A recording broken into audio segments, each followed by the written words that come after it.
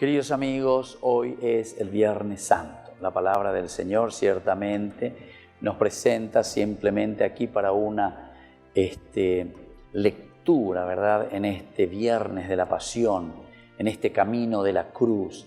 Sabemos que tantas lecturas, tantas frases, tanto Evangelio iremos leyendo en este día y leemos, ¿verdad? En el Viernes Santo, pero sobre todo del camino del Vía Crucis. Leitmotiv siempre es que Jesús muere por nosotros en la cruz. Es el único día en que nosotros, los cristianos, adoramos la cruz. Justamente nosotros decimos esto, ¿verdad? Que adoramos: por tu santa cruz redimiste al mundo, Señor. Y en este Viernes Santo preparamos el corazón. Y intenta entonces ya preparamos, vamos juntos, hagamos ese camino de la cruz. Celebremos juntos. Primero ese tupañejetún, el tupaintún. Ñañe sube ñande yara en donde lleva, allá y cuami, allá llevan esa papeñan de yara. Ñandera el juru pibe jaeo manobe guruzun. Jaeo bebe juguepañan de rejejabe. Y eso es el dolor más grande que nosotros podemos ver de Jesús, que entrega su vida por nosotros.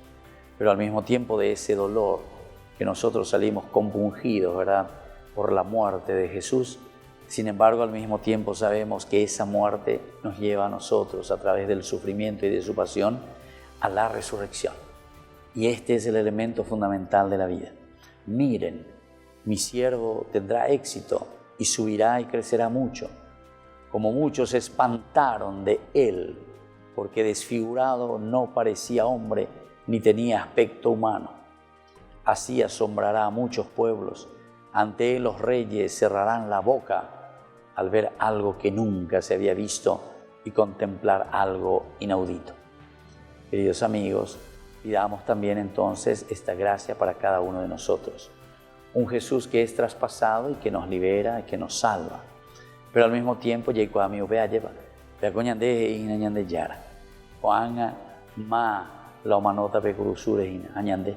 somos nosotros los alter Christi.